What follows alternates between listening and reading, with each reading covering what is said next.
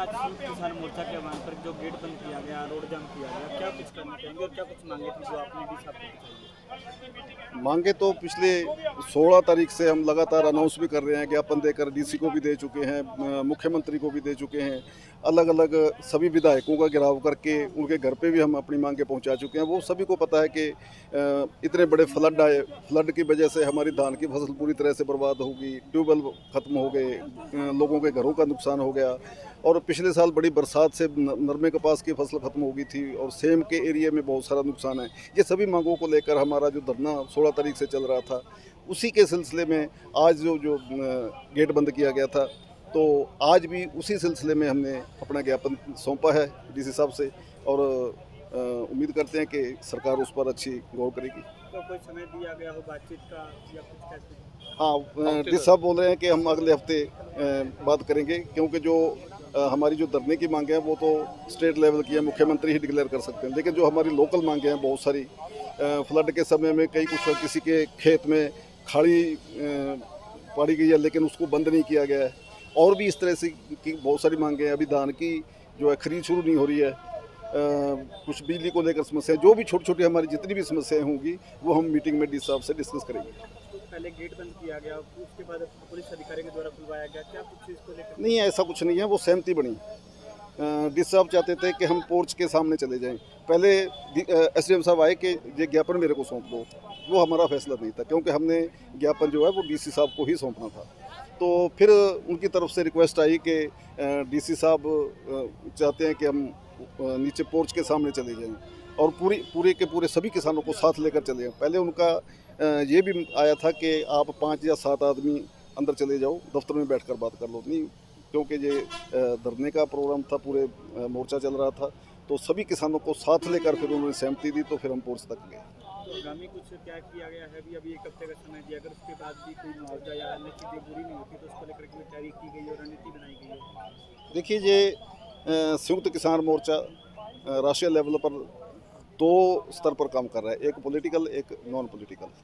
तो ये जो संयुक्त किसान मोर्चा चल रहा है, तो ये उसी के आह्वान पर आज गेट बंद का आह्वान पूरे हिंदुस्तान में किया गया था, सिर्फ फतेहाबाद में नहीं था।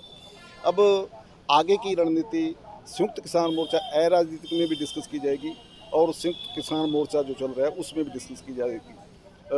आगे अगर सरकार हमारे मुआवजे को लेकर सरकार ऐसा नहीं करती है, कोई ध्यान नहीं देती है, तो बड़े फैसले लिए जाएंगे और एक बड़ा आंदोलन खड़ा किया जाएगा। जो हमारी पेंडिंग मांगी C2+50% स्वामीनाथन आयोग की रिपोर्ट लागू करवाने की, उन मांगों को लेकर, जैसे कि हरियाणा में भूमि अधिग्रहण बिल 2021 लागू किया गया है, या हरियाणा में जिस तरह से फसल बीमा योजना के तहत किसानों की लूट हो रही है, इन सभी मुद्दों पर हम बड़ा आंदोलन करने जा रहे हैं।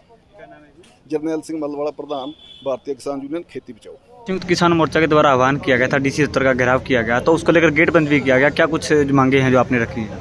तो आज हमारी मुख्य मांगे यही थी कि जो बाढ़ से नुकसान हुआ है और जो सूखे से नुकसान हुआ है और अभी नरमे का जो सुंडी से जो बर्बाद होती जा रही है, और उससे पहले जो सेम की जो समस्या है उससे भी फसल खराब हो रही है, फसल बोई नहीं जा रही है, और उसका मुआवजा दें और बाढ़ और सेम की समस्या का स्थायी समाधान हो, ये आज की हमारे मुख्य मुद्दे थे। जिसके लिए हमने राष्ट्रीय सत्र के ऊपर आह्वान था संयुक्त मोर्चे का कि हम डीसी कार्यालयों के गेट बंद करके अपना उसके बाद डीसी को ज्ञापन देंगे, तो उसके तहत आज हमने ये कार्यक्रम किया। इसके अलावा हमने लोकल मुद्दों को लेकर के भी, जो अभी धान के अंदर बची खुची फसल जो धान की आ चुकी है मंडी के अंदर, उसकी खरीद नहीं हो रही है, उसकी खरीद की हमने कहा है कि जल्दी से सरकारी खरीद हो, और बाजरे, गवार, मूंग है और नरमा है, जो बची हुई फसल थोड़ी बहुत ही बची है या सूखे की चपेट में भी आ गई,